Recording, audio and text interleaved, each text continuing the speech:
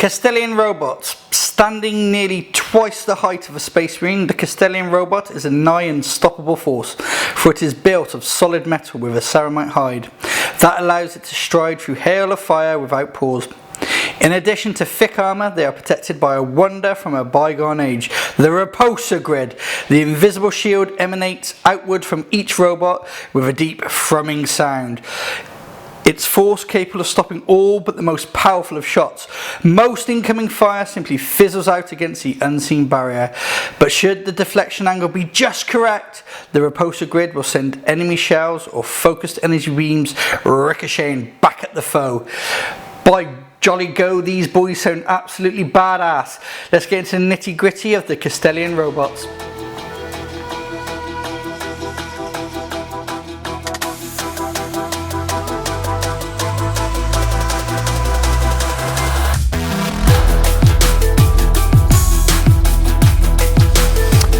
So in this video we're going to briefly talk about the Kastelan robot. I have 6 of them in my Adeptus Mechanicus army, and Forge World is Mars. Now, I did have 10, and that was a ridiculous amount of Kastelan robots. So I sold off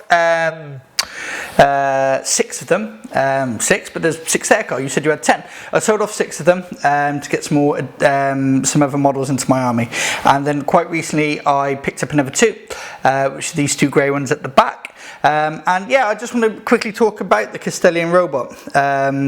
They are without doubt one of the best units in the Adeptus Mechanicus army, and the reason why I say that is I go through the stats, I go through the stratagems and how people tend to use these guys. Predominantly you will see 3 guns rather than fists and a flamer, and that's purely because that's a very competitive way to play them. It gives you a lot of damage output, especially with the protocols that they get as well, the battle protocols, which makes them truly a disgusting unit to fight against.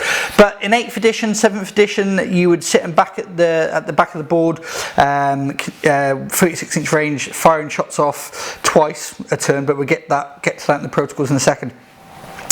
And in 9th you've got to be a lot more mobile. You can have a mini castle or 2 mini castles, but you don't want to stick your entire army sat back shooting, because you won't gain those objective points. So although they're really, really strong, are they 9th edition worthy in the current format, and will we see a massive shift over to the guys with the fists, which we'll talk about in a second. So the Kastelan robot, movement 8 inches, so they've actually got a really decent movement for a unit that you just sit at the back of the board. Strange. Weapon skill 4, ballistic skill 4, strength 6, toughness 7, 6 wounds, that's quite respectable, 3 attack base, leadership 10, and an armor save of 3. So quite a good stat line. We're getting to the points after we talk stats, and yeah, really good stats, not too bad. The heavy phosphor blaster, range 36, heavy 3, strength 6, AP 2, 1 damage, and the unit doesn't gain bonuses to their saving throws for being in cover. That's really good. It's death by 1,000 cuts, really, because you only damage 1, but you're heavy 3, and you got 3 of them, so that's 9 shots. Strength 6, you can be taking out lightly armoured vehicles. AP 2 makes a big difference. I know I played against a guy who brought 6 of these against me once with my custodes, and absolutely destroyed my bikes, because saving on 4+, 1 damage, ridiculous, absolutely ridiculous. And he used a strat which I'll go into in a sec. So you then, with these guys, they get the canticles of the Omashai. So whenever I take my Forge World out, my Mars, Claw is always in my army, just so I can roll twice and manipulate the result, which is always handy. So you can give these guys a nice little +1 in cover as well. So they get like a 2-up armor save, which is really good, makes them quite durable and protects them a little bit, really, because if you face Admech and you're playing against these guys, you want to shoot these guys as quickly as you can, because they can do some absolute disgusting damage to you, no sweat. And so battle protocols, so you've got the Aegis, which when you start the battle, you're that, so you add +1 to your armor save, and your invulnerable throws you make this turn. So they have a repulsor grid, which is a 5-up invuln. And in addition, each time you roll a 6 after rerolls but before modifiers for a repulsor grid save, that unit model that the unit that attacks that model has a mortal wound. Back in 7th, that shot was reflected back on you. So if you shot a las cannon and you rolled a 6, that las cannon shot was reflected back on you, which caused some nice moments in games. We call them nice moments in games. So the Aegis gives you a +1 armor save and a 4-up invuln. There is a strat to change the protocol straight away, which allows you to shoot them, which is what we're going to go into here now. So you have the Conqueror protocol. While this battle protocol is in effect, the unit cannot shoot, but it can fight twice in the fight phase instead of only once. So that's where you use these fisty guys if they're in combat, and you've got a unit of say 4 of them in combat. You want to be able to fight twice with them. Purely because that'd be 24 attacks, and we'll get into that in a second when we talk more about the fisty dudes. And then you have the Protector protocol, which is when this is in effect, the unit cannot move or charge, but you can double the number of shots it takes with each of its ranged weapons.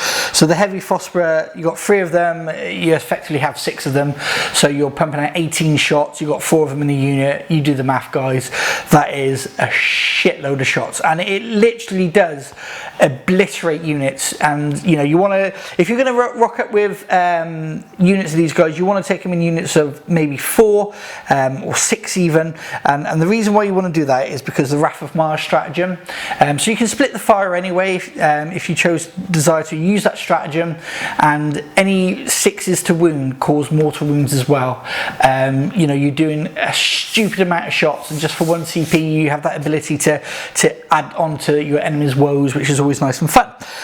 They do explode, reduced down to 0 wounds, and on a 6 it would explode. Anything within 3 inches suffers D3 mortal wounds. So yeah, at the moment, the absolute, what a lot of people would do is take them with guns and go shooty at people, which is really effective. But I like to be different, and I built 2 with fists, just really to see how they get along. So what is the fist? The fist and the flamer. So the fists are +4 strength, so your strength 10, AP -3, and flat 3 damage. That's quite effective. So you've got 3 attacks, and you've got a unit of 4 of them, so you're pumping out 12 attacks at strength 10, -3, flat 3 damage. So potentially you could be causing 36 wounds, and then you go on to the Conqueror protocol, which doubles that amount. So fisty guys, because in 9th edition you want to be moving up the boards and claiming those objectives and absolutely laying waste to your enemy forces. You can't do that if you're sat back trying to protect your one sort of objective in your deployment zone, and to hold on to that as best you can. You want to do that anyway, but you want to have that mobility, and I think that's what 9th is bringing it out to a lot of these sit back and shooty armies, is that they need mobility. So these guys will add that because they're 8-inch range, and then their flamer ain't half bad, to be honest, guys. It's range 12, heavy D6, strength 5, AP -1, 1 damage. You know, you've got 4 of them, 12-inch range, you're moving up the boards, you're moving 8 inches, so potentially that's a 20-inch range you have when you include your movement into it. Really good, really cool. And you know, you take Mars as well, then you get the right counter score. You +1 to your heavy weapons as well, so that could be a heavy 6 choice as well, or a strength 6 choice. Same with the guns as well, they could be strength 7, which absolutely is incredible and really overpowered. So I actually think in the new codex what we'll see is the guns will still be there, but there'll be a big shift towards the power fist and flamer dudes. Now let's talk about points. So if you take a unit of 4 of the shooty ones, it's 500 points. So in a 1500 point game, that's a lot of points sink you're putting into a unit. But as an Adeptus Mechanicus player, you will know that you're going to get those points back. They will do a horrendous amount of damage, especially if you're playing lightly armoured troops, even Space Marines, heavily armoured troops, light vehicles. You're going to do a hell of a lot of damage. And then obviously if you add in all the stratagems and all the bits and bobs you can do around these guys with characters and auras, and I won't get too much into that right now because there is a massive list of stuff that you can do to make these guys, you know, reroll hits, reroll wounds, 6s to wound on that stratagem. You can have a mortal wound on the unit. So these guys are definitely the strong point of the Kastelan robots. But I actually think, no, I'm serious, you might kill me in the comments, but I absolutely do think that the fist guys have got a place to play as well. And the fist, they are cheaper, only by 40 points for the unit of 4. So you might not think that's a lot, but 40 points is 40 points. I think you could put elsewhere in your army as well, a bit more war gear, or other bits and pieces that you want to do. So I really like them. I like painting the models, and you have to admit, these models look like robots from Mars, like a 1950s sort of UFO movie. You're at sort of like Kissing Canoodling Creek, and your girlfriend screams, and all of a sudden one of these comes out of the bushes and goes, surprise, and then blows you away with the guns, not the other way. And I think that's what I always loved about Adeptus Mechanicus. They look really cool. They're one of the best looking armies out there, in my opinion. And yeah, so and that's really. These guys, the shooter guys, I will get these guys painted at some point, but I've got a massive backlog and it just takes time.